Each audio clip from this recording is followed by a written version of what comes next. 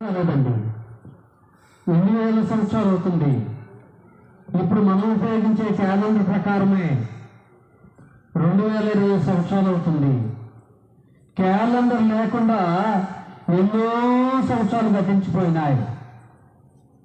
Calendar లేకుండా ఎన్నో సంవత్సరాలు గతించిపోయినాయి. క్యాలెండర్ వచ్చిన తర్వాత కూడా 2020 సంవత్సరం కూడా మనం ఇప్పుడు జూన్ మాసంలో ఉన్నాము, జూన్ సగంలో ఉన్నాము. కానీ నేటికి కూడాను యేసుక్రీస్తు లోకానికి ఎందుకు వచ్చాడో, ఆయన వచ్చిన ఉద్దేశము ఏమైందో,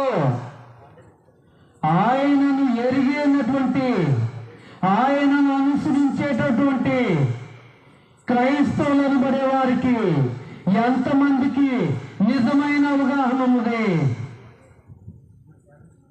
క్రైస్తవులు అనబడే వారికి నిజమైన అవగాహన ఉన్నది. ఆయన పరిశుద్ధ గ్రంథ లేఖనాల ప్రకారమైన అవగాహన ఉన్నది అనేది ఒకసారి మనము ఆలోచన చేసుకున్నట్లయితే, నేటి క్రైస్తవ సమాజం నుండి చాలా మంది క్రైస్తవులుగా పిలువబడేవారు, చెప్పుకునేవారు యేసుక్రీస్తు ఎందుకు వచ్చాడనే ఉద్దేశమును ఎప్పటికీ కూడా సరైన విధానంలో నేర్చుకోలేని స్థితిలో ఉంటున్నారు, తెలుసుకోలేని స్థితిలో ఉంటున్నారు. చాలా దౌర్భాగ్యకరమైన విషయము ప్రియ దేవుని పిల్లారా. భూమి మీద క్రైస్తవులుగా జీవించే ప్రతి ఒక్కరం కూడా బల్ల గురించి చెప్తాము, యేసుక్రీస్తు లోకానికి వచ్చాడని. మంచిదే, అయితే ఎందుకొరకు వచ్చాడు, ఆయన వచ్చిన ఉద్దేశము ఈనాడు చెప్పుకునే మనలో, జీవించే మనలో అది మన జీవితం ద్వారా నెరవేరుతుందా లేదా అనేది కావాలా, అవసరం లేదా?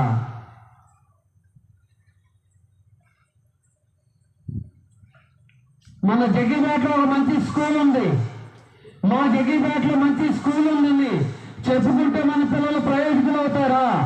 ఆ స్కూల్లో మన పిల్లలను జాయిన్ చేసి చదివిస్తే ప్రయోజకులు అవుతారా? మన జగ్గిపేటలో మంచి హాస్పిటల్ ఉంది, అయితే మనకి ఏదైనా అనారోగ్యత వచ్చినప్పుడు ఆ హాస్పిటల్కి వెళ్ళి ఆ డాక్టర్ వద్దకు వెళ్తే మనకు మేలుకు జరుగుతుందా? మా జగ్గిపేటలో మంచి హాస్పిటల్ ఉందని పేరు చెప్పుకుంటే ఏమైనా ప్రయోజనం ఉంటుందా? ఈనాడు యేసుక్రీస్తు ప్రభువారు లోకానికి వచ్చారని, ఆయనను మేము అనుసరిస్తున్నామని, ఆయనకు మేము చెందిన వారమని అనేకులు చెప్పుకుంటున్నారు. కానీ ఆయన ఉద్దేశంను ఏమాత్రము కూడా ఎరగని వారే ఉంటున్నారు. ప్రియ దేవుని పిల్లారా, ఎలా చెప్తారండి అంటే, యాకోబు పత్రిక 2వ అధ్యాయము 7 ద్వారా దేవుడు ఏం తెలియజేస్తాడండి? యాకోబు ద్వారా, ప్రాణము లేని శరీరం ఎలాగ మృతము, క్రియ లేని విశ్వాసము మృతము అంటున్నారు దేవుడు. అవునా కదండి? అంటే యేసుక్రీస్తు లోకానికి వచ్చారని మనం ఎలాగ నిరూపించాలంట? క్రియల ద్వారానా, క్రియలు లేకుండానా? ఏమండి, మరి ఎంతమంది క్రైస్తవులు క్రియల ద్వారా యేసుక్రీస్తు లోకానికి వచ్చారని నిరూపించగలుగుతున్నారు, రుజువు చేయగలుగుతున్నారు, రూఢీపరచగలుగుతున్నారు అనేది ఒకసారి ఆలోచన చేసుకుందాం. ఎందుకంటే ఆయన చెప్పుకున్నాడని, ఆయన వచ్చాడని చెప్పుకొని జీవిస్తే సరిపోరు. ఆయన వచ్చినటువంటి ఆ యొక్క ఉద్దేశము మన జీవితంలో నెరవేర్చబడితేనే మనకు ఆశీర్వాదము, ఆయనకు సంతోషము. యేసుక్రీస్తు లోకానికి ఎందుకు వచ్చాడు? యేసుక్రీస్తు లోకానికి ఎందుకు వచ్చాడండి? సంవత్సరానికి ఒకసారి నూతన వస్త్రాలు కొనుక్కొని పండుగ చేసుకోమని చెప్పడానికి వచ్చాడా? సంవత్సరానికి ఒకసారి మన ఇంటిని శుభ్రపరచుకోమని చెప్పడానికి వచ్చాడా? సంవత్సరానికి ఒకసారి మంచిగా భోజన పదార్థాలు వండుకోమని చెప్పడానికి వచ్చాడా? ఎందుకు వచ్చాడు యేసుక్రీస్తు లోకానికి? ఎందుకు వచ్చాడండి? నశించిన దానిని వెనక్కి రక్షించడానికి మనిషి కుమారుడు వచ్చాడు. ఎక్కడ నశించింది? నశించింది. ఎక్కడ నశించిందండి? ఎక్కడ నశించింది? ఎక్కడ వెళ్ళాలి మనం? ఏదేని తోటకు వెళ్ళాలి. ఏదేని తోటలో నశించింది. ఏం నశించింది? దేవునికి మానవునికి మధ్య సాంగత్యము, సహవాసము నశించింది. దేని ద్వారా? దేని ద్వారా నశించిందండి? అపవాది వాడిగా వల్ల, సాతానుడి వల్ల. మరి అపవాది మానవుడైన ఆదాముకు, దేవునికి అప్పటి వరకు కూడా వారు ఇల్లులు ఎలాగే ఉండేవారు? ఏదో తోటలో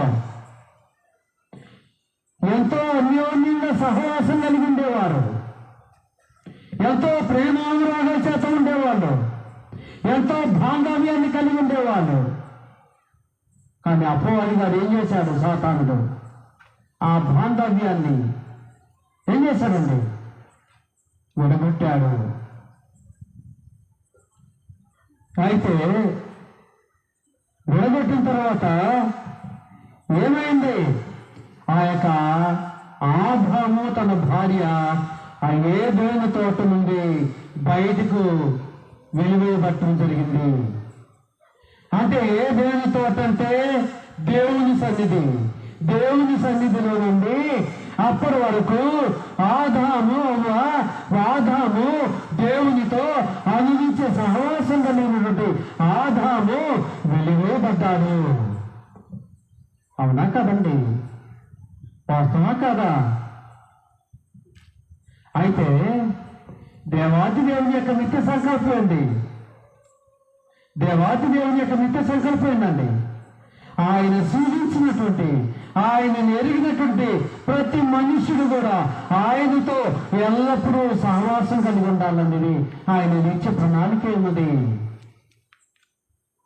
కానీ అపవాది గారు ఏం చేశాడు? దాన్ని తెగడింపులు చేసేసాడు. కాబట్టి సహోదరి సహోదరులారా, ఆదికాండము 3వ అధ్యాయము 1-7 ప్రకారము ఆ యొక్క ఆదాముకు దేవునికి మధ్య ఉన్నటువంటి సంబంధాన్ని, సహవాసాన్ని అపవాది ఏం చేశాడు? తెంచివేశాడు. 7వ వచనం వరకు చదువుకుంటే మనకు అర్థమవుతుంది. అదే 3వ అధ్యాయం 3వ వచనానికి వస్తే, అప్పుడు దేవుడైన యెహోవా అతడు ఏ నేల నుండి తీయబడెనో దానిని సేద్యపరచుటకు ఏదేను తోటలో నుండి అతన్ని పంపివేసెను. ఏమైందండి? దేవుడైన యెహోవా అతడు ఏ నేల నుండి తీయబడినో దాన్ని సేద్యపరచుటకు ఏదేని తోటలో నుండి అతని పంపివేసెను. చూడండి ప్రియదేవులారా, స్వయంగా దేవుని చేతే ఆదాము గెంటివేయబడ్డాడు. దేవుని చేతే ఆదాము నెట్టివేయబడ్డాడు. సాతానుడు అంత పూర్తిగా చాలా సులువుగా చిక్కులు పెడతాడంట మన మధ్యలో. ఎవరి మధ్య? దేవుని మధ్య, దేవునికి మనకు మధ్యలో. కాబట్టి మనం చాలా అప్రమత్తతో ఉండాలి, చాలా అప్రమత్తంగా ఉండాలండి. ఎందుకంటే మన దేశ బోర్డర్లో సైనికులు ఎలా ఉంటారండి? సోల్జర్స్ ఎలా ఉంటారండి? వాళ్ళు 24/7 ఎప్పుడు ఎలా ఉంటారండి? వాళ్ళు కంటి మీద కునుకు వేయకుండా ఉంటారు. ఎందుకో తెలుసా? ఎటువైపు నుండి శత్రువు దేశం లోనికి చొచ్చుబడి వస్తాడో అని వారు ఎంతో గట్టిగా, వారు ఆ యొక్క బోర్డర్లో కాపలా కాస్తూ ఉంటారు. మరి అపవాది గారు మన మనసులోకి, మన హృదయంలోకి, దేవుడు నివసించే మన హృదయంలోకి ప్రవేశించకుండా మనం కూడా వాక్యం అనే కథకం చేత ఎల్లప్పుడూ వాడిని సంహరిస్తూ ఉండాలి. మన హృదయంలో వాడికి చోటు ఇవ్వకుండా ఉండాలి. అయితే దేవుని సన్నిధి నుండి ఆదాము త్రోసివేయబడిన తర్వాత, నెట్టివేయబడిన తర్వాత దేవుడు ఆలోచన చేశాడు. ఏమని?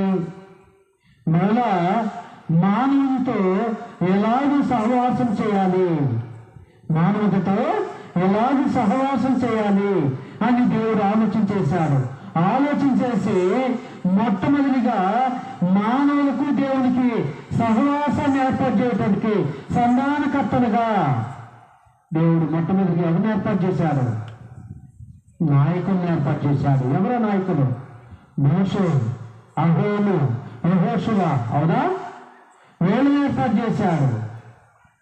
వీళ్ళ తర్వాత న్యాయాధిపతులను ఏర్పాటు చేశాడు. గిద్యోను, దెబోరా, వీళ్ళందరూ కూడా న్యాయాధిపతులు. వీళ్ళ తర్వాత రాజులను ఏర్పాటు చేశాడు. ఇశ్రాయేలు ఐక్యరాజ్యానికి మొట్టమొదటి రాజు సౌలు, రెండవ రాజు దావీదు, మూడవ రాజు సొలొమోను. మళ్ళా ఐక్యరాజ్యము విభాగింపబడినప్పుడు మళ్ళా ఉత్తర రాజ్యానికి దేవుడు కొంతమంది రాజులను ఏర్పాటు చేశాడు. దక్షిణ రాజ్యానికి దేవుడు కొంతమంది రాజులను ఏర్పాటు చేశాడు. ఆ తర్వాత ప్రవక్తలను ఏర్పాటు చేశాడు. ఆ తర్వాత దేవదూతలను ఏర్పాటు చేశాడు. మొట్టమొదటి ఎవరిని ఏర్పాటు చేశాడు? నాయకులను ఏర్పాటు చేశాడు. ఆ తర్వాత న్యాయాధిపతులను ఏర్పాటు చేశాడు. ఆ తర్వాత రాజుని ఏర్పాటు చేశాడు. ఆ తర్వాత ప్రవక్తలను ఏర్పాటు చేశాడు. ఆ తర్వాత దేవదూతలను ఏర్పాటు చేశాడు. వీరి వల్ల ఎవరి వల్ల కూడా మానవుని దేవునితో సహవాసపరచుటకు వీలు పడలేదు. ఏం పడలేదు?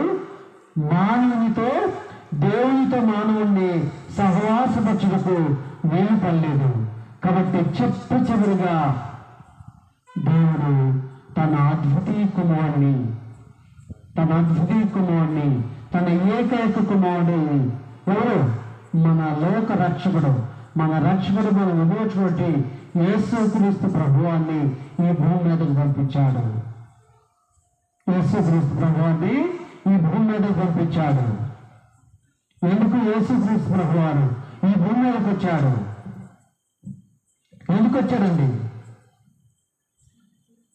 ఏదైతే దేవునికి మానవులకు మధ్య సంబంధము తెగిపోయిందో ఆ సంబంధాన్ని మళ్ళా నెరకలుపుకొనుటకు, మళ్ళా తిరిగి దాన్ని సహవాసం కలుపుటకు యేసుక్రీస్తు ప్రభువారు భూమి మీదకి వచ్చాడు. దాన్ని పరిశుద్ధ గ్రంథం ఏమంటుందంటే, నశించిన దానిని వెదకి రక్షించుటకు మనిషి కుమారుడు భూమి మీదకు వచ్చాడు. లూకాసు వార్త 19వ అధ్యాయము 10వ వచనం ద్వారా యేసుక్రీస్తు భూమి మీదకి ఎందుకు వచ్చాడో ఇక్కడ చాలా స్పష్టంగా లేఖనానుసారంగా మనం గమనించవచ్చు. నశించిన దానిని వెదకి రక్షించుటకు మనిషి కుమారుడు వచ్చనని అతనితో చెప్పాను. ఎందుకు వచ్చానంటే, నశించిన దానిని వెదకి రక్షించుటకు. ఏం నశించిందండి? సహవాసం నశించింది. అనగా ఆత్మ దేవుని యొద్ద నుండి ఎడబాటైంది. దేవుని ఆత్మకు మనుష్యుని ఆత్మకు ఎడబాటైంది. ఆ ఎడబాటును రూపుమాపటానికి యేసుక్రీస్తు ప్రభువారు భూమి మీదకి వచ్చారు. మరి నశించిన స్థితిలో ఈ లేఖనం ప్రకారం మనము నశించిన స్థితిలో, అనగా దేవునికి దూరంగా ఉన్న స్థితి, అపవాదికి దగ్గరగా ఉన్న స్థితి. అవునా కదండి? మనము నశించిన స్థితిలోనే ఉన్నామంటే నశించిన స్థితి అంటే ఏంటండి? యేసుక్రీస్తు ఎందుకు భూమి మీదకి వచ్చాడు?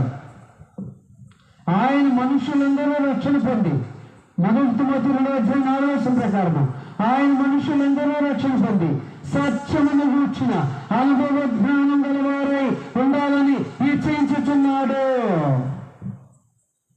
మరి ఆ రక్షణను మనం పొందుకోకుండా ఎన్ని సంవత్సరాలు మనం దేవుని సన్నిధికి వెళ్ళినా ఏమైనా ప్రయోజనం ఉందా?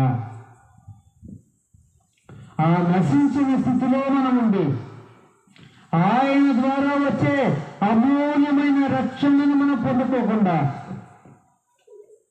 సంవత్సరానికి ఒకసారి ఆయన కొరకు నేను కేక్ కట్ చేస్తానండి, సెలబ్రేషన్ చేస్తానండి, చాలా గ్రాండ్గా సెలబ్రేషన్ చేస్తానంటే ఆయన లోకానికి వచ్చిన ఉద్దేశము ఏమైందో నువ్వు గ్రహించకుండా, నువ్వు తెలుసుకోకుండా ఎంత గ్రాండ్గా నువ్వు సెలబ్రేషన్ చేసినా ప్రయోజనం ఏంటి?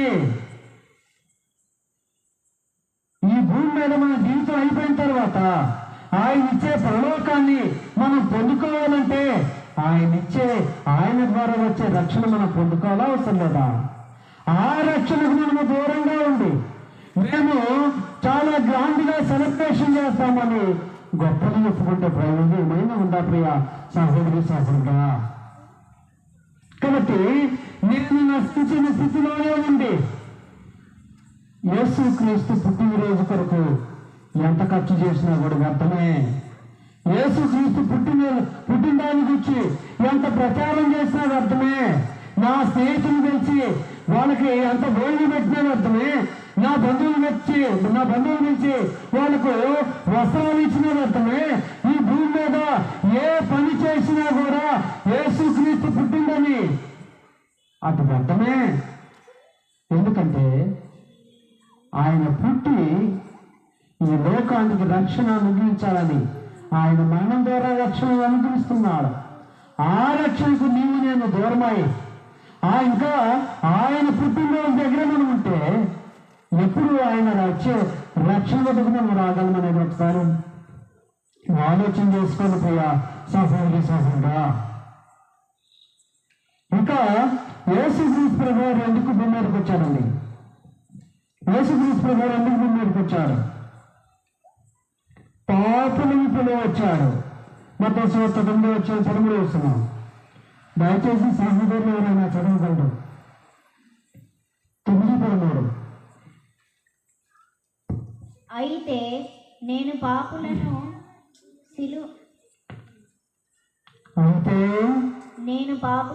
పిలువవచ్చితిని గాని నీతిమంతులను పిలువరాలేదు. యేసుక్రీస్తు ప్రభువు ఏమంటున్నాడంటే అయితే నేను పాపులను పిలవచ్చింది కానీ నీతిమంతులను పిలువరాలేదు. అర్థమవుతుందండి? ఆయన పాపులను పిలవచ్చాడంట. నేను ఇంకా పాపిగానే ఉంటా, కానీ నేను ఆయన పుట్టినరోజును ఘనంగా చేస్తాను అన్నిటి వల్ల ఏమైనా ప్రయోజనం ఉందా ప్రియ సహోదరి సహోదరుడా? నేను పాపిగానే ఉంటా, కానీ ఆయన పుట్టినరోజుకి వచ్చి ప్రజల్ని ప్రచారం చేస్తానంటే ఏమైనా ప్రయోజనం ఉందా? నేను పాపిగానే ఉంటా, నేనైతే ఆయన ఇచ్చే రక్షణ పొందుకొని పరిశుద్ధుని అయితే కాను, పాపిగానే ఉంటా. కానీ ఆయన కొరకు నేను ఎన్నో క్రిస్మస్ ట్రీలను పెట్టుకుంటాను, ఎన్నో రకాలుగా ఉత్సవాలు చేస్తానంటే ఏమైనా ప్రయోజనం ఉందా అనేది ఒకసారి ఆలోచన చేసుకోండి. ఆయన భూమి మీదకి ఎందుకు వచ్చాడో, ఆయన వచ్చిన ఉద్దేశం ఏమైందో దాన్ని గ్రహించకుండా ఆయన పేరిట ఎన్ని చేసినా కూడా వ్యర్థమే. బంధువులు మన గృహానికి వస్తారండి, వారి కొరకు చికెన్ బిర్యానీ మటన్ బిర్యానీ చేశాను, ఇదిగో విలువైన వస్త్రాలు తెచ్చాను, ఇదిగో రకరకాల పిండి వంటలు చేశాను, కానీ వారిని గేటు లోపలికైతే రానివనంటే ఏమైనా ప్రయోజనం ఉందా వారి కొరకు చేసింది?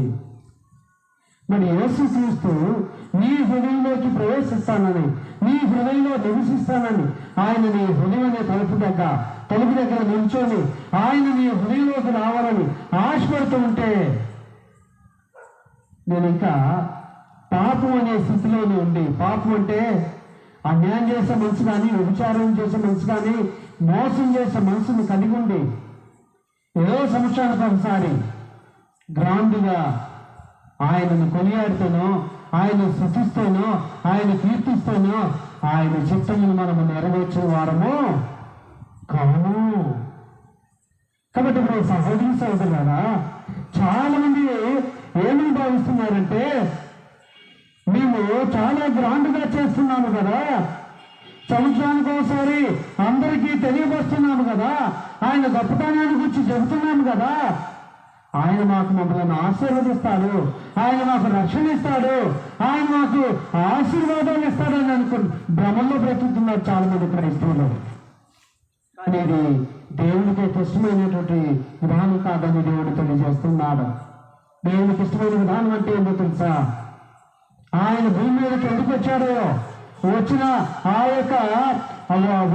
విషయాన్ని గురించి పూర్తిగా తెలుసుకొని దాన్ని మన మన జీవితం ద్వారా అనుసరించినప్పుడే, దాన్ని మన జీవితంలో నెరవేర్చినప్పుడే యేసుక్రీస్తు భూమి మీదకి ఎందుకు వచ్చాడో ఆ ఉద్దేశం మన జీవితం ద్వారా నెరవేర్చుకున్నప్పుడే ఆయన మన పట్ల సంతోషిస్తాడు, మనల్ని గురించి ఆనందిస్తాడు.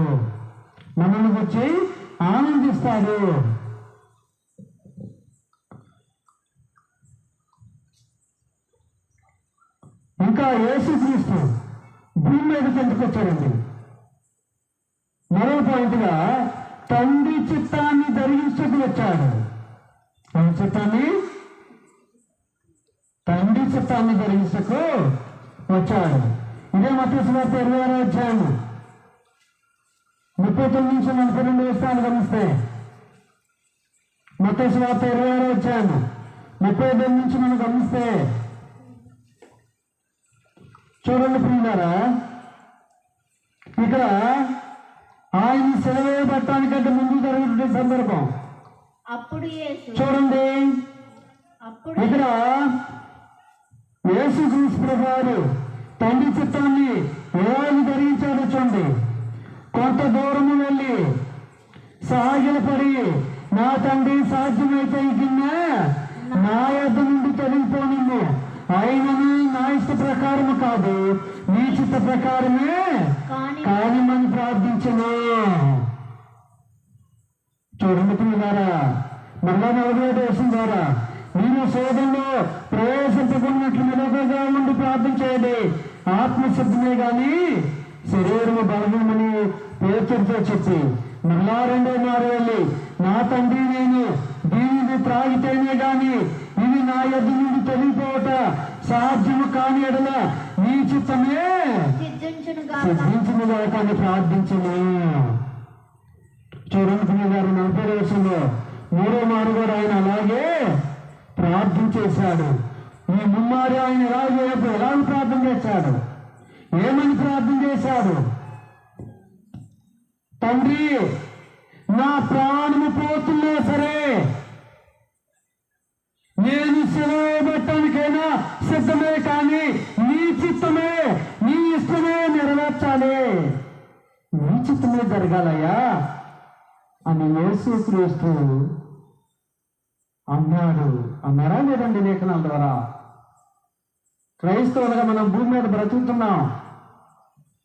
మన జీవితాల్లో కష్టాలు వచ్చినప్పుడు తండ్రి నీ ఇష్ట ప్రకారమే కానిమని అనగలిగే మనసు నీకున్నదా? ఆ హృదయం నీకున్నదా? తండ్రి నీ చిత్తమే సిద్ధించునుగాక అనే ఆ హృదయ అపేక్ష మనకున్నదా? ఆ ధైర్యం మనలో ఉన్నదా? ఆ తెగింపు మనలో ఉన్నదా?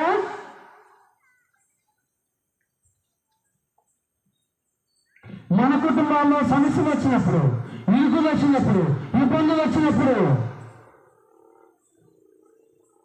దేవుడు మనల్ని ఆశీర్వదించినప్పుడు ఎలాగైతే ఆయనకు మనకు దగ్గరగా ఉండగలుగుతున్నామో, మనకు శ్రమలకు మన జీవితాల్లో అనుమతించినప్పుడు కూడా నిజంగా అలాగే ఆయనకు దగ్గరగా జీవించగలుగుతున్నామా? చూడండి, ఎంతమంది క్రైస్తవులు ప్రతి నిత్యము ప్రతి ఆదివారము దేవుని సన్నిధికి వచ్చి ఆయన కొనియాడగలుగుతున్నారు, ఆయనను స్తుతించగలుగుతున్నారు, ఆయనను ఆరాధించగలుగుతున్నారు, ఆయనను మహిమపరచగలుగుతున్నారు. లోకంలో ఉన్నవారి మాదిరిగా సంవత్సరానికి ఒకసారి కేకును కట్ చేసి రకరకాల వింతైన విషయాలు చేసి దేవుని నామాన్ని ఆయన ఇష్టమైన రీతిగా గణపరచలేకపోతున్నారు. వాస్తవం కదా?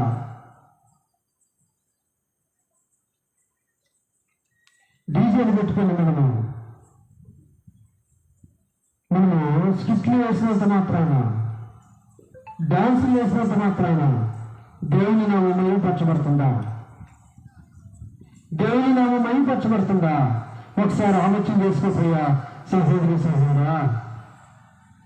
ఎందుకంటే దేవుని చిత్త ప్రకారం మనం చేయకుండా మన ఇష్ట ప్రకారం మనం చేస్తే అది ఎంత మట్టుకు ప్రయోజనం కాదని దేవుడు తెలియజేస్తున్నాడు. కాబట్టి యేసుక్రీస్తు లోకానికి ఎందుకు వచ్చాడో? ఎందుకు వచ్చాడండి? తండ్రి చిత్తాన్ని నెరవేర్చడానికి. మరి యేసుక్రీస్తుని అనుసరించే మనందరం కూడా యేసుక్రీస్తు మాదిరిగానే ప్రతి విషయంలో కూడా తండ్రి చిత్తాన్ని నెరవేర్చాలి. మనకు ఆనందం కలిగించే విషయాల్లో నెరవేర్చి, మనకు దుఃఖం కలిగించే విషయాల్లో అలా ఈ విషయం వరకైతే నా ఇష్టాన్ని నెరవేర్చుకుంటాను. అలా ఏమండి? ఇవాళ చాలా మంది చర్చిలో గమనిస్తూ ఉంటే సంవత్సరానికి సుమారుగా 52 ఆదివారాలు ఉంటాయి. లీవ్ సంవత్సరం అయితే 53 ఆదివారాలు ఉంటాయి. ఎన్ని 52 ఆదివారాల్లో ఎన్ని ఆదివారాలు మందిరం నిండా ఆ యొక్క క్రైస్తవులు అటెండ్ అవుతున్నారు దేవుని ఆరాధించడానికి. యేసుక్రీస్తు పుట్టినరోజు అంటే ఎందుకొరకు ఆ చర్చి బిల్డింగ్ నిండిపోతా ఉన్నది అంటే వాళ్ళు ఏమనుకుంటున్నారంటే సంవత్సరం అంతా మనం ఎటు తిరిగినా పర్లేదు, సంవత్సరం అంతా ఎలాగూ జీవించినా పర్లేదు, ఎలాగూ వ్యవహరించినా పర్లేదు దేవునితో. ఆ పుట్టినరోజుని ఒక సాగు చెప్పుకొని ఆ రోజు ఒక్కరోజు ఆ 2 గంటలు 4 గంటలు ఆ సన్నిధికి వస్తే వెళితే ఆ మనం సంపాదించినట్టు అక్రమంగానో అన్యాయంగానో సంపాదించింది కానుక వేస్తే చాలా మంది భ్రమలో బ్రతుకుతున్నారు. ప్రియ సహోదరి సోదరులారా, ఇది సరైన విధానం కాదని దేవుడు తెలియజేస్తున్నారు. ఎందుకంటే సంవత్సరానికి ఒకసారి ఆయన నామాన్ని గణపరచాలని ఆయన ఎక్కడా కూడా చెప్పలేదు పరిశుద్ధ గ్రంథ లేఖనాల ప్రకారము.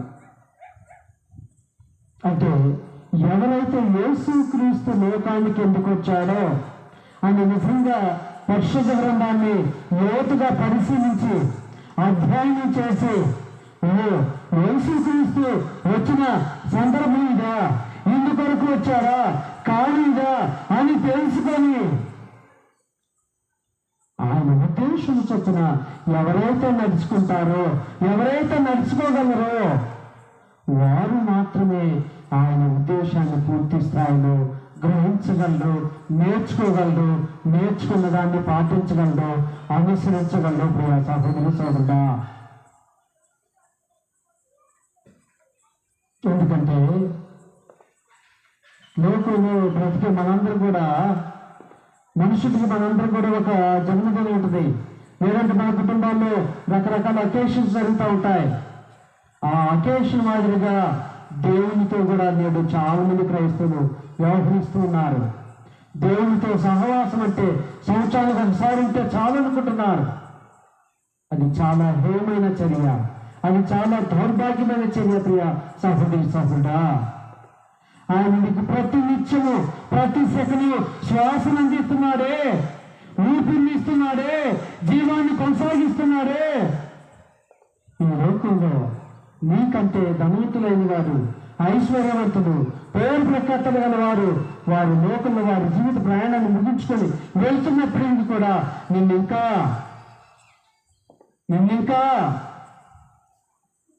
జీవము గలవాడిగా ఉంచుతున్నాడంటే మనకున్న బలము చేత, మనకున్న శక్తి చేత, మనం అనుకున్న ఆస్తుల చేత, దేని చేత మనం ఇంకా జీవం గలవారిగా ఉండే అవకాశం ఇస్తున్నాడు దేవుడు.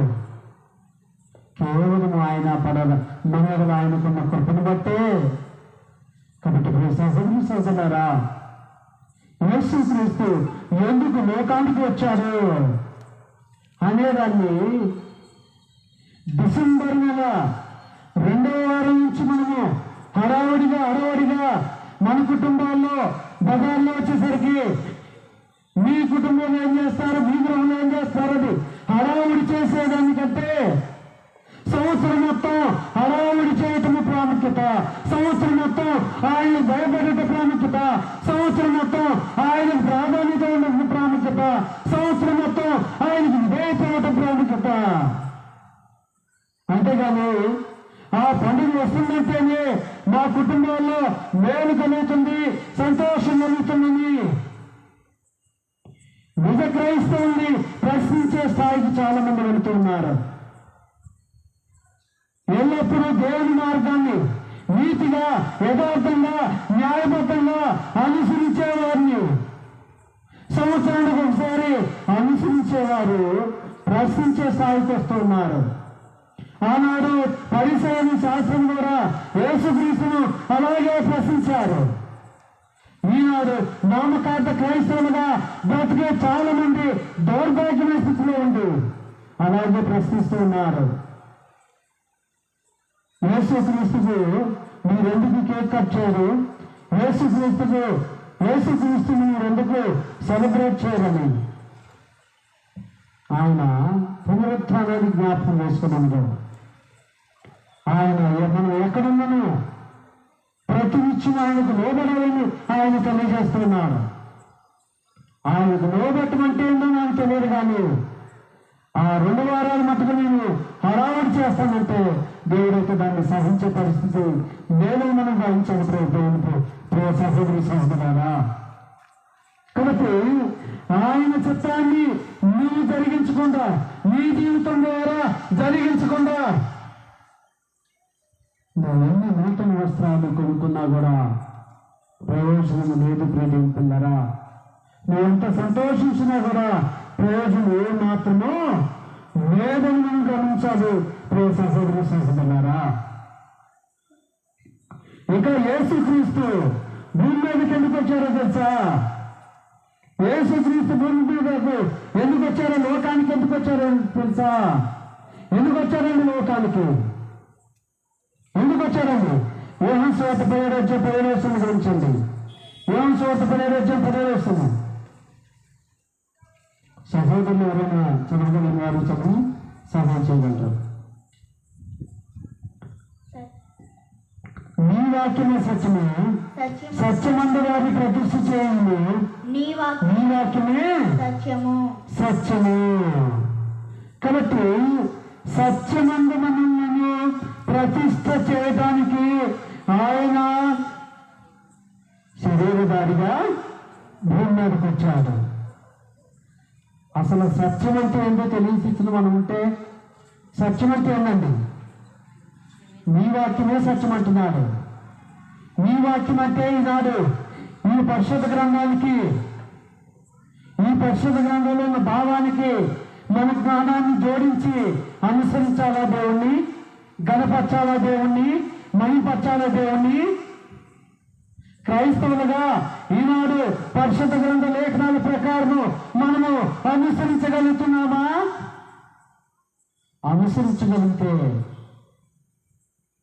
అనుసరించగలిగితే సంవత్సరానికి 2 వారాలు ప్రాముఖ్యం కాదు, సంవత్సరానికి 52 ఆదివారాలు ప్రాముఖ్యమే, ప్రతిరోజు ప్రాముఖ్యమే.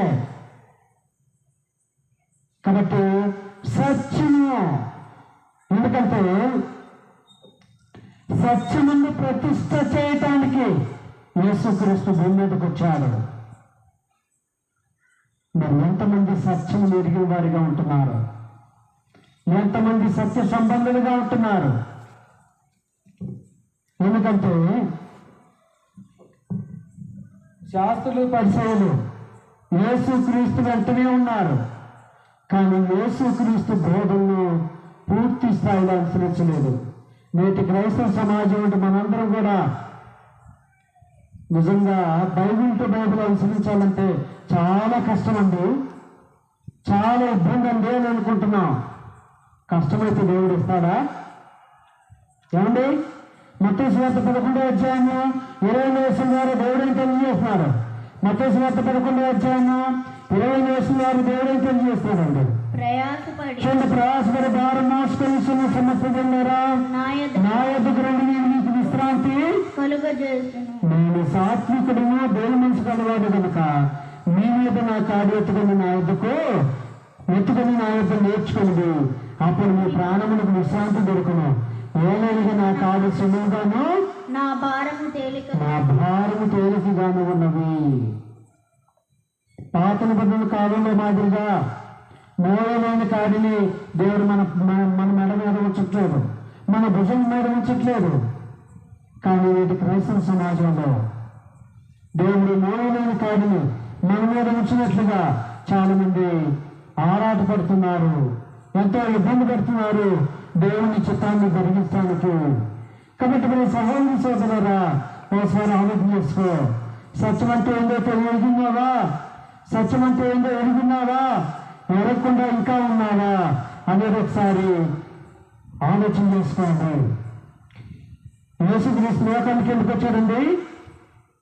మనలను సత్యవంతులుగా తీర్చడానికి, రూపించడానికి. అవునా? సత్యవంతులు ఎలా తీర్చగలడు ఆయన? ఏమండి, బ్యూటీ పార్లర్కి పోతే నల్లగా ఉన్న ఫేస్ని ఎలా మార్స్తారు? అలాగే ఎక్కడైనా మన జీవితంలో ఒకసారి దేవుని అనుసరిస్తే మనం సత్యవంతులుగా మారగలమా? ఎప్పుడెప్పుడో దేవుని అనుసరించాలి, అనునిత్యము దేవుని అనుసరించాలి. అనునిత్యము, ఎల్లప్పుడూ. అదే ఇంతకుముందు కీర్తన పడుకున్నాం, మేము ఎల్లప్పుడూ యెహోవాను,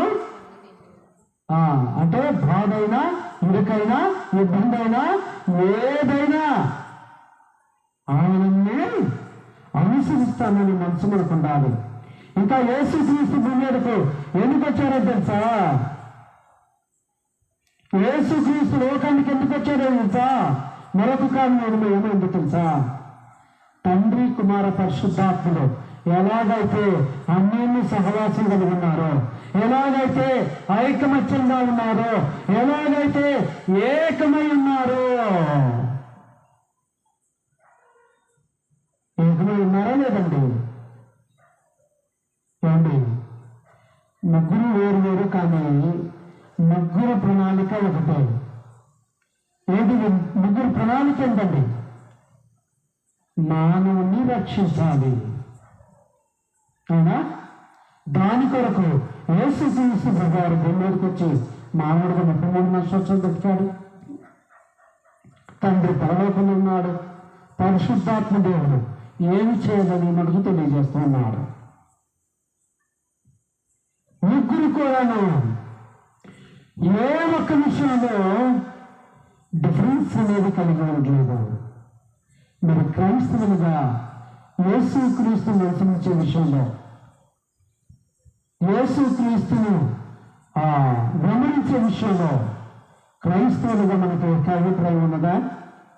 బైబిల్ అంతా ఉంటే కదా. బైబిల్ ద్వారా దేవుడు మనుషులను రక్షించాలనే ఉద్దేశం ఉంటే కదా, ప్రణాళిక ఉంటే కదా. మరి ఒక్కొక్కరు ఒక విధానాన్ని ఎందుకు అనుసరిస్తున్నారు? పరిశుద్ధ గ్రంథం బట్టి సత్యంను ఎందుకు గ్రహించలేకపోతున్నారు? ఎందుకు అనుసరించలేకపోతున్నారు అనేది ఒకసారి ఆలోచన చేసుకోవాలి. ప్రియ సహోదరి సహోదరుడా, చూడండి, రేపు 22 వచ్చింది, 20 నుంచి గమనిస్తాను. మరియు నీవు నన్ను పంపుతుమని లోకము నమ్మినట్లు తండ్రి నా యందు నీవును నీ యందు నేను ఉన్నలాగిన వారిని మన యందు ఏకమై ఉండవలనని. వారిని అంటే ఎవరండి?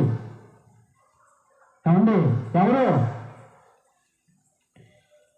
వాక్యము చదివేవారు, చదివి గ్రహించేవారు, గ్రహించి అనుసరించేవారు అందరూ కూడా.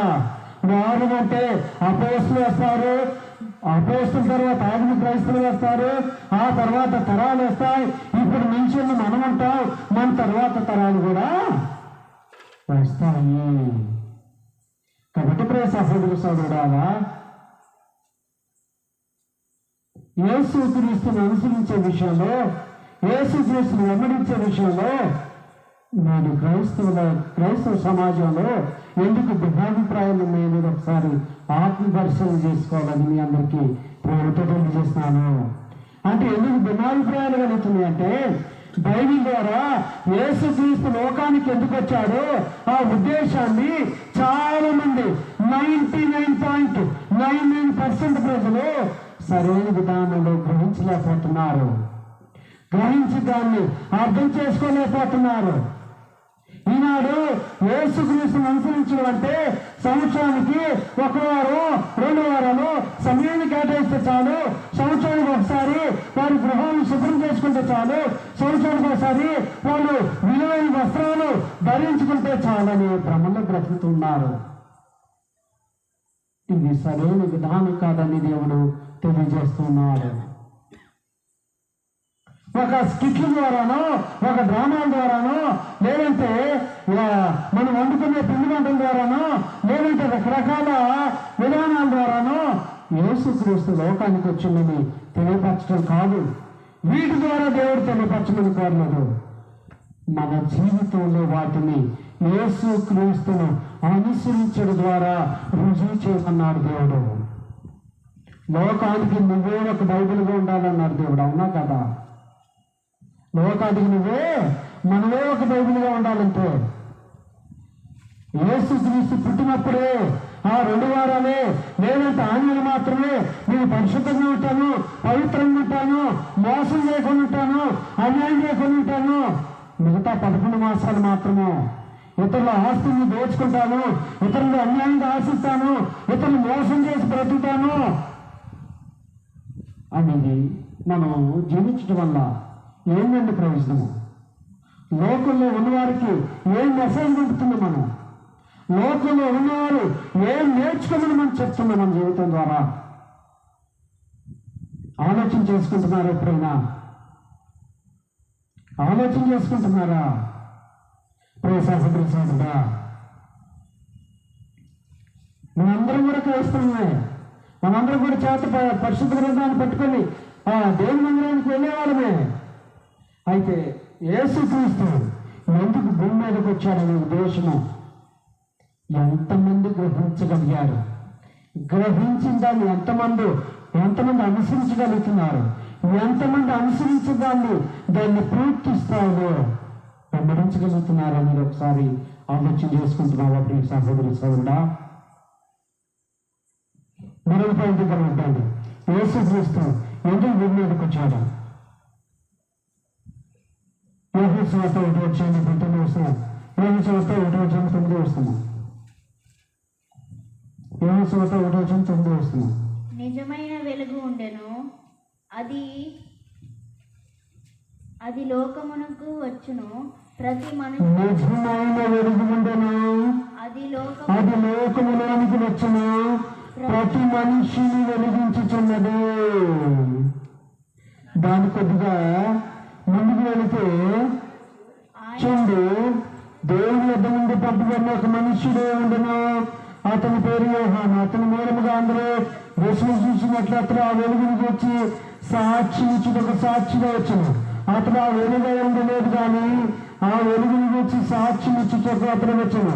నిజమైన వెలుగు ఉండను, అది లోకంలోనికి వచ్చుచు ప్రతి మనిషిని వెలిగించుచున్నది. ఆయన లోకంలో ఉండను, లోకం ఆయన మౌనముగా కలిగిన కానీ లోకం ఆయనను తెలుసుకునలేదు. ప్రియ సహోదరి సోదరుడా,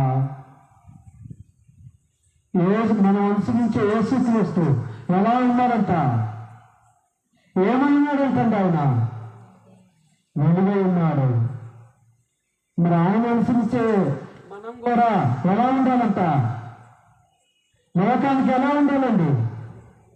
వెలుగ్గా ఉండాలి. వెలుగ్గా ఉండాలంటే నా ఇంటి మీద పెద్ద ఆ యొక్క డిసెంబర్ మాసం వచ్చినప్పుడు పెద్ద స్టార్ పెట్టుకోవాలి. అవునా? నా వీధిలో లైటింగ్ పెట్టుకుంటే సరిపోతుందా నువ్వు క్రైస్తవం చెప్పుకోవడానికి?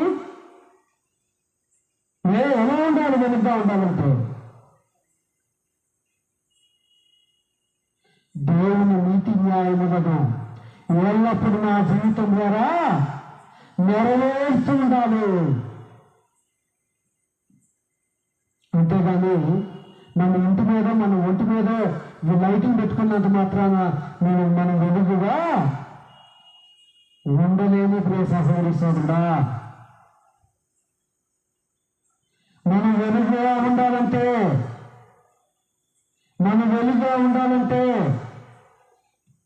వాక్యమని అర్థాన్ని మన హృదయంలో పెట్టుకొని మన హృదయంలో దేవుడికి విరోధమైన చెడు తలంపులన్నిటిని ఏం చేసుకోవాలండి?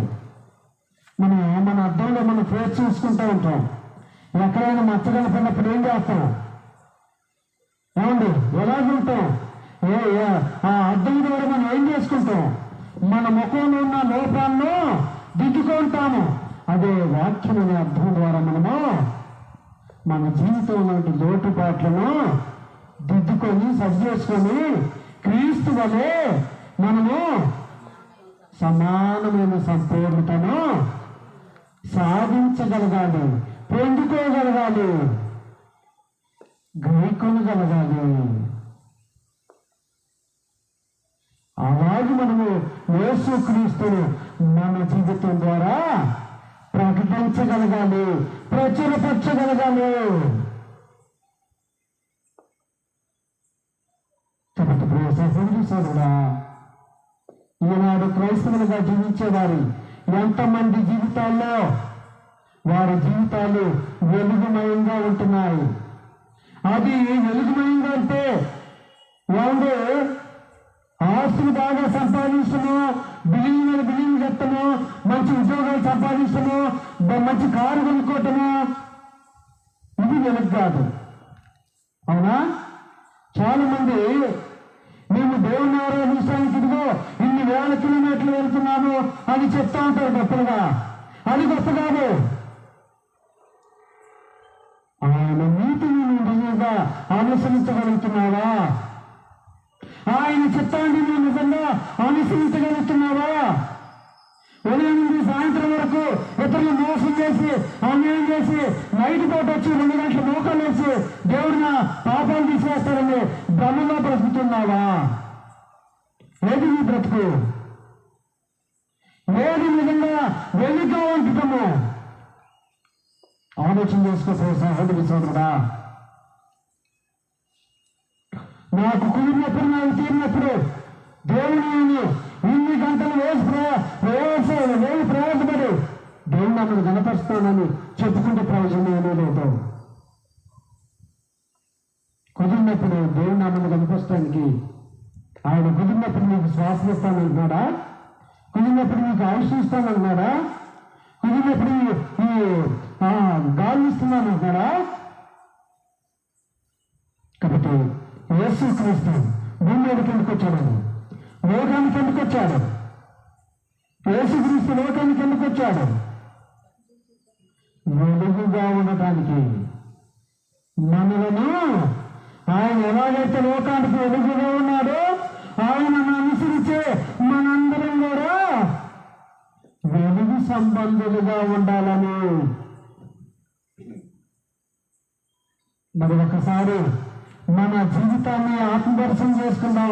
ప్రియ సహోదరి సోదరుడా, నేను వెలుగు సంబంధిగా ఉన్నానా? క్రీస్తు వెలుగు నా హృదయంలో ఉన్నదా? నా జీవితంలో రుజువు చేయబడుతుందా? నా జీవితం ద్వారా యేసుక్రీస్తును ఎరగని వారు నా జీవితంలో ద్వారా వెలిగింపబడుతున్న వెలుగు ద్వారా వారు కూడా దేవుని వద్దకు ఆకర్షించబడుతున్నారా?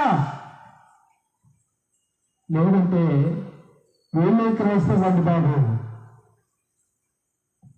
ఇంకా అన్యాయాన్ని విడిచిపెట్టలేదు, ఇంకా మోసాన్ని విడిచిపెట్టలేదు, ఇంకా లోకంలో ఉన్న వారి కంటే హీనంగా బ్రతుకుతున్నారు అనే రీతికి మన జీవితం ఉండాలా? మన బ్రతుకుండాలా? ప్రియ సహోదరి సహోదరుడా, యేసుక్రీస్తు భూమి మీద ఎలా జీవించాడు?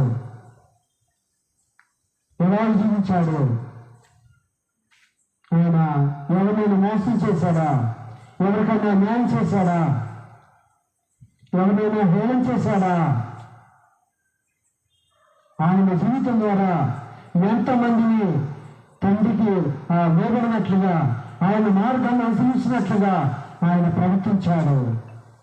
ఈనాడు నా జీవితం ద్వారా, మీ జీవితం ద్వారా ఎంతమందిని దేవుని ఎరగని వారిని యేసుక్రీస్తును సొంత రక్షకుడుగా అంగీకరించినట్లుగా యేసుక్రీస్తు వారు తన జీవితం ద్వారా అలాగే రుజువుపరచగలిగాడు, వెలుగుగా ఉన్నాడు. ఆయన ఏర్పాటు చేసుకున్న 12 అపోస్తలులు అలాగే ఉన్నారు. ఆ తర్వాత 3,000 మంది ఆదిమ క్రైస్తవులు అలాగే ఉన్నారు. ఆ తర్వాత అనేక తరాలు అలాగే ఉన్నాయి. కానీ టెక్నాలజీ పెరిగింది కాబట్టి రాను రాను ఏమై ఉంటున్నాయంటే దేవుని సన్నిధిలో మన గృహంలోకి తెచ్చుకుంటున్నాం. ఈనాడు టీవీల ద్వారా దేవుని ఆరాధించే వాళ్ళు చాలా మంది ఉంటున్నారు. దేవుని సన్నిధికి వెళ్లకుండా, దేవుని సన్నిధికి వెళ్ళి ఆయనను ఆరాధించకుండా టీవీలో వాక్యాలను ఆదివారం కూడా టీవీలో ఇంట్లో కూర్చొని వాక్యాలు విని దేవుణ్ణి గణపరుస్తున్నామని భ్రమంలో బ్రతికే వాళ్ళు చాలా మంది ఉన్నారు. ప్రియ సహోదరి సహోదరుడా, ఒకవేళ అదే నిజమైతే ఎవరి గృహాల్లో ఉండి టీవీలో చూసుకుంటే వాళ్ళు దేవుని గణపరచచ్చు అని దేవుడు అవకాశం ఇస్తే ఆనాడు దేవుడు ఎందుకు ప్రత్యక్ష ద్వారా ఇజ్రాయెల్ ఆరాధించమంటాడు? క్రొత్త నిబంధన చట్టంలో ఈనాడు సంఘం ద్వారా ఎందుకో ఆయనను ఆరాధించమని చెప్తాడు. అవునా కదండి? కాబట్టి ఇప్పుడు సహోదరి సోదరులా, నాకు దేవుడు ఉన్నత స్థితిని ఇవ్వనుకో, నేను దేవుడికి ఎలాగ లోబడ్డాను. ఉన్నత స్థితి కలిగిన తర్వాత కూడా అంతకంటే ఎక్కువగా లోబడాలి, అంతకంటే ఎక్కువగా లోబడాలి. కాబట్టి ప్రోత్సాహంగా యేసుక్రీస్తు ఎందుకొరకు వచ్చాడండి లోకానికి? ఆయన వెలుగుగా ఉన్నటువంటి ఆయన మనలందరినీ కూడా వెలిగించడానికి వచ్చాడు. మనందరం కూడా వెలుగుగా ఉండాలని వచ్చాడు. కాబట్టి ఇప్పుడు దేవుడుతున్నారు, ఒకసారి ఆలోచన చేసుకోండి. యేసుక్రీస్తు లోకానికి ఎందుకు వచ్చాడండి? మొట్టమొదటిగా నశించిన దాన్ని వెదకి రక్షించుటకు మనిషి కుమారుడు భూమి మీదకి వచ్చాడు. ఆ తర్వాత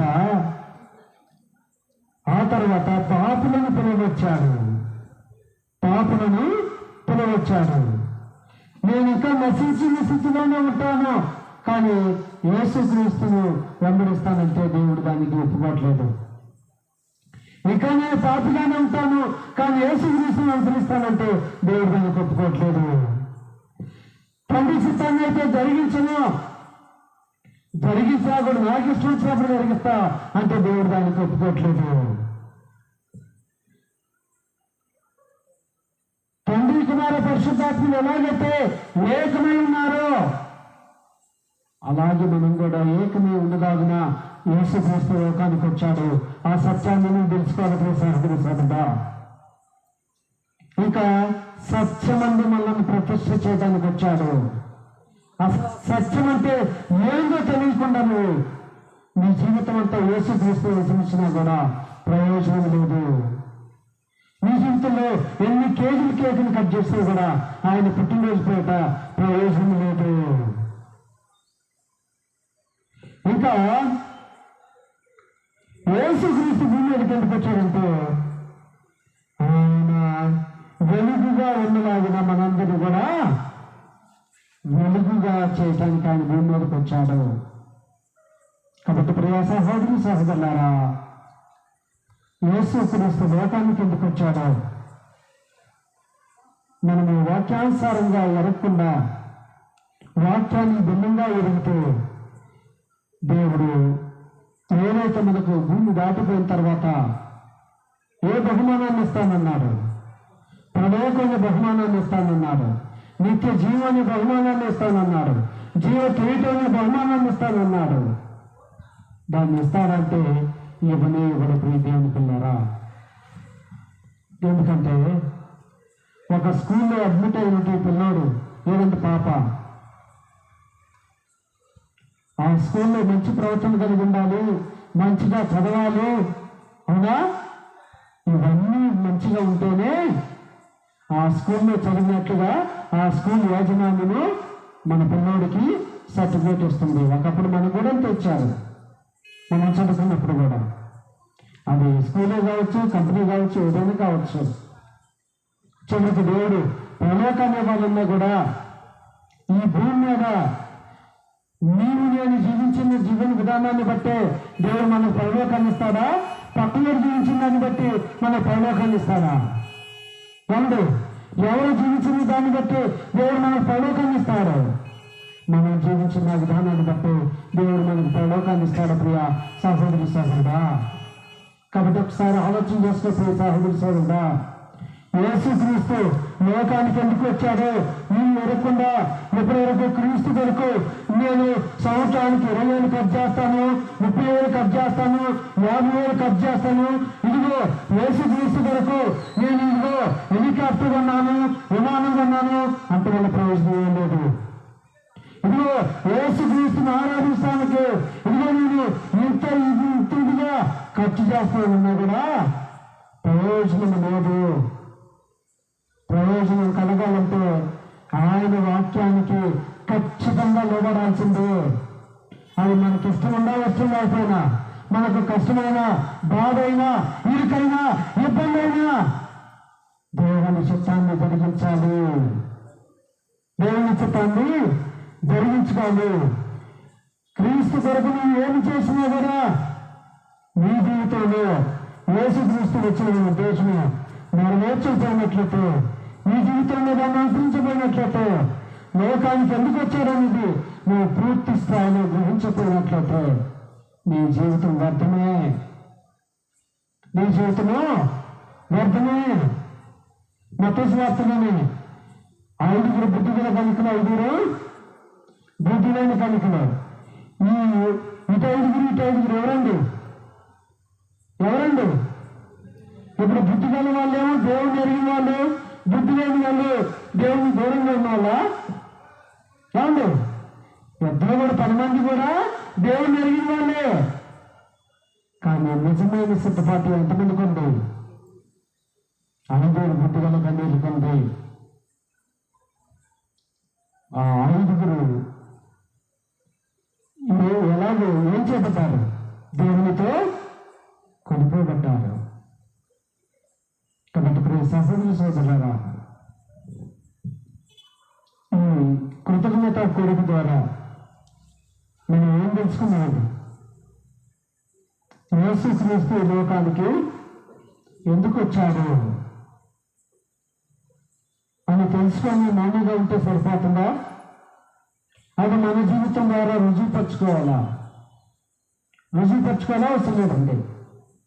కాబట్టి ప్రియ సహోదరి సోదరులారా, మీ జీవితం ఇంకా యేసుక్రీస్తు లోకానికి ఎందుకు వచ్చారనేది రుజువుపరచుకున్నట్లయితే, పూర్తి స్థాయిలో తెలుసుకోపోయినట్లయితే ఈ లేఖనాలన్నింటినీ రాసుకొని మరోసారి చదువుకోండి.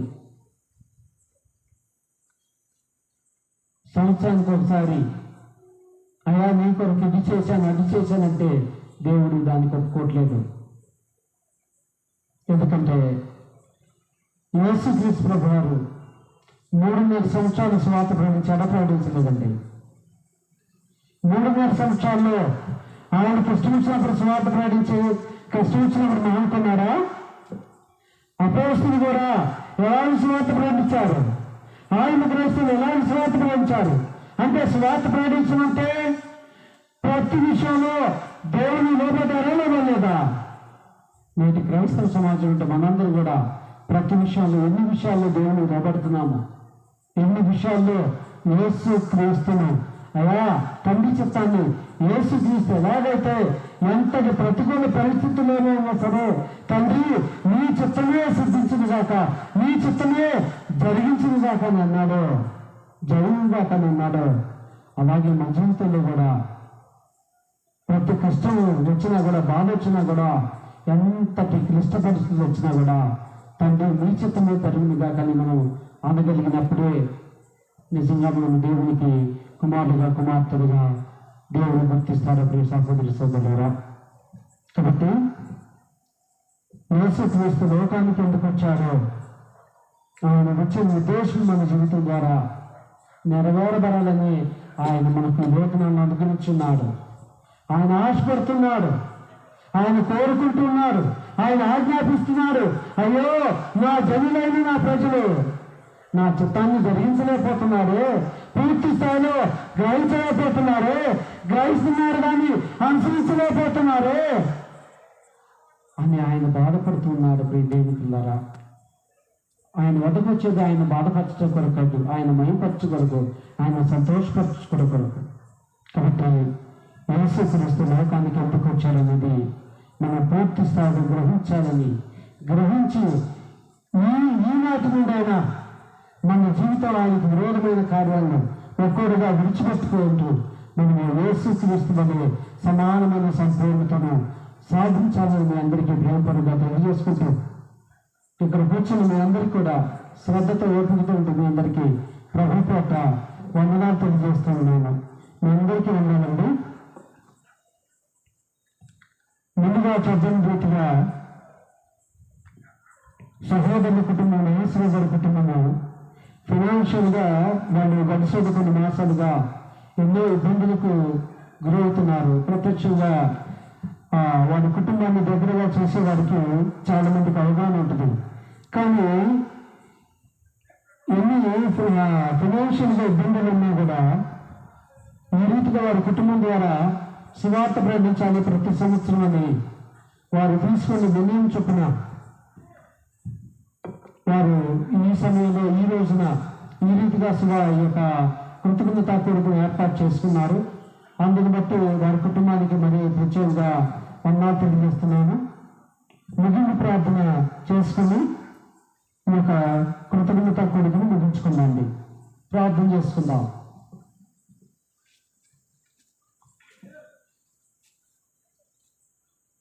సత్య స్వరూపుడు మా తండ్రి, సకల ఆశీర్వాదాలకు కారణభూతులా నా ప్రభు యేసుక్రీస్తు తండ్రి దేవా, మీ ఘనమైన శ్రేష్టమైన ఉన్నతమైన మహోన్నతమైన నామను బట్టి మీకు కోట్లాది కృతజ్ఞతాస్తుతులు చెల్లించుకున్న తండ్రి, మీ యొక్క అపారమైన కృపాకనుకున్న చేత అల్పులము, అభాగ్యులము, అయోగ్యులమైన మందులను మీకు నాన్ని ప్రేమ చేత పిలిచి పరిశుద్ధులుగా ఉంచి మీరుగా ఈ రీతిగా ఈ క్షణం వరకు మాకు ఆయుష్ను పొడిగించి మంచి ఆరోగ్యమును దయచేసి నా ప్రియ సహోదరులు నాగేశ్వరరావు గారు, తులసి గారు కుటుంబం ద్వారా ఈ కృతజ్ఞత కోరికను మీరు ఏర్పాటు చేసి ఈ కోరికలు మేమంతా పాల్గొన్నట్లు, ఈ కోరిక ద్వారా మీ నామను గణపరిచినట్లు, కీర్తించినట్లు, కొనియాడినట్లు, హెచ్చించినట్లు మీరు మాకు కల్పించినట్టు ఇటు గొప్ప అవకాశాన్ని బట్టి మీకు కోట్లాది కృతజ్ఞతాస్తుతులు చెల్లించుకున్నాం దేవా.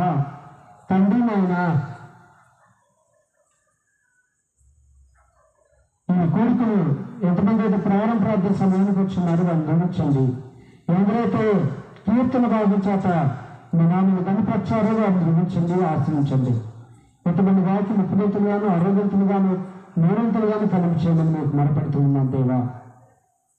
మన యేసుక్రీస్తు లోకానికి ఎందుకు వచ్చాడో అనే విషయాన్ని గురించి మేము తెలుసుకునేందుగా, నేర్చుకునేందుగా యేసుక్రీస్తు లోకానికి వచ్చినటువంటి ఉద్దేశము మా జీవితాల్లో నెరవేర్చబడకుండా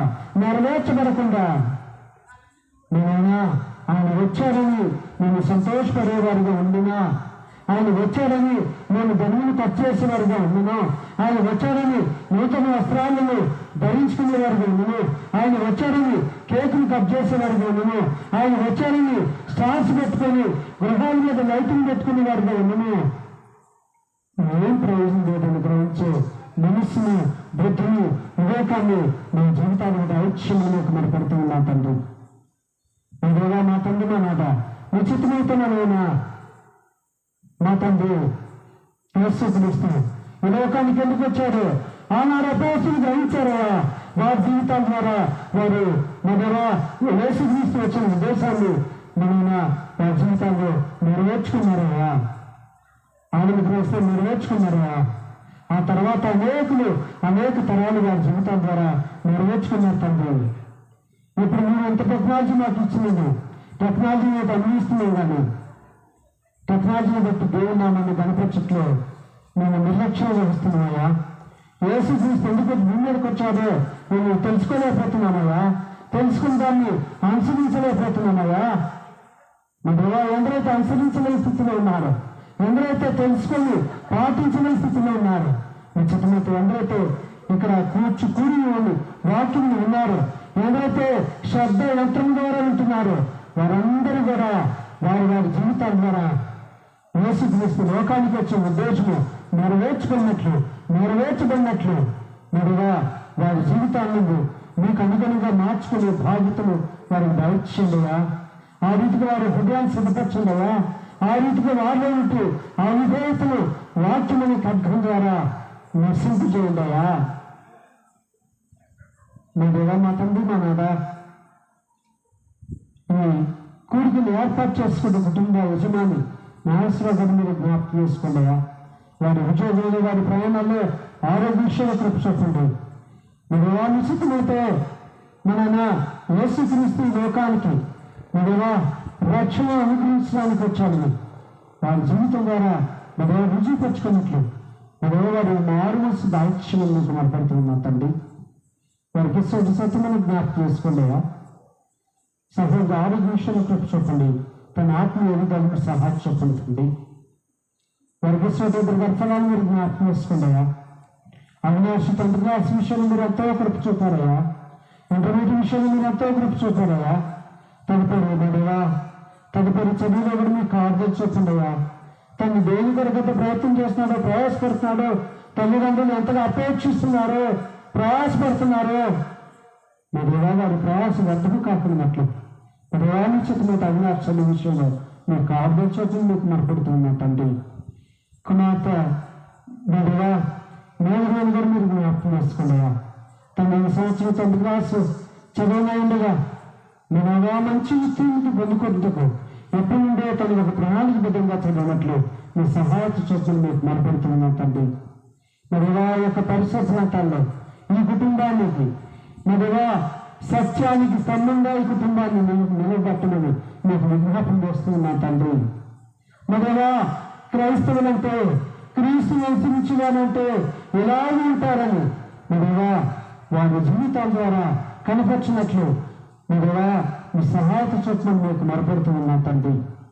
మరిగా వారు లేని స్థితిలో కూడా ఈ కృతజ్ఞత కోరికను ఏర్పాటు చేసుకుని ఆ మనసును వారికి మీరు ఇచ్చిన విధానం బట్టి మీకు కోట్లాది కృత ఆశలు చెల్లించుకున్న తండ్రి.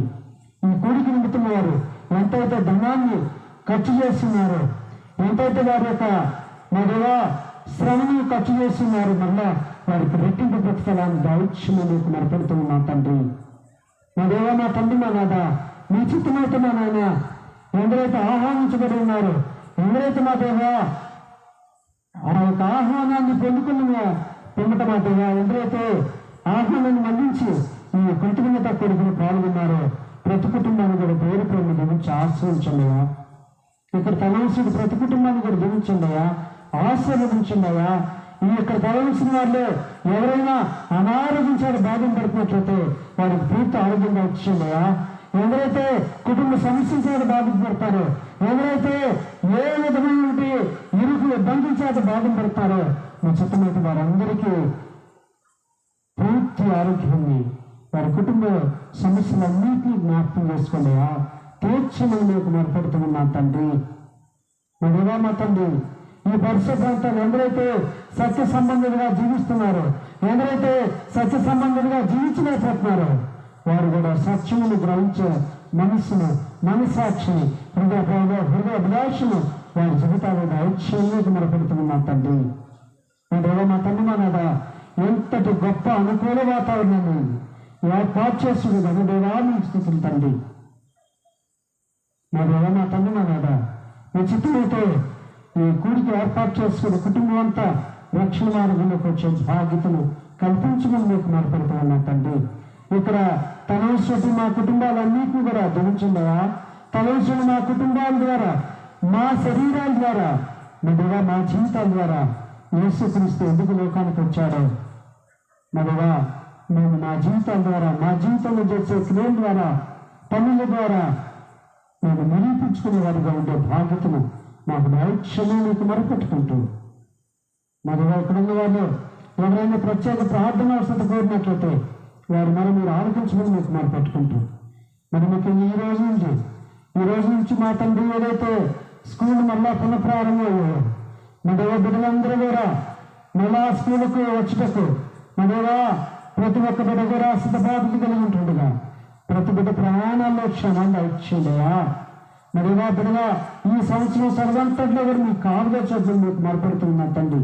అనేక మంది తల్లిదండ్రులు మరిగా ఇంటర్మీడియట్లను బీటెక్లను అనేక రకాల విద్యా సంస్థల్లో తమ బిడ్డలను చేర్పించాలని ఎంతో ఆశపడుతుండగా ఆరాటపడుతుండగా వారి ఆశను నెరవేర్చమని వారి కోరికను తీర్చమని మీకు మొరపెట్టుకుంటూ విజ్ఞాపన చేసుకుంటూ వేడుకుంటూ మరి ముఖ్యంగా ఈ కొడుకు ద్వారా మీరు మహిమ ఘనత ప్రభావం పొందుకున్నారని నమ్ముచు ఈ మనలో మా రక్షకుడు యేసుక్రీస్తు వారి అతి శ్రేష్టమైన నామంలో నిన్ను బతిమాలు వేడుకొని ప్రార్థిస్తున్నాను తండ్రి. ఆమేన్. మీ అందరికీ ఉండాలండి.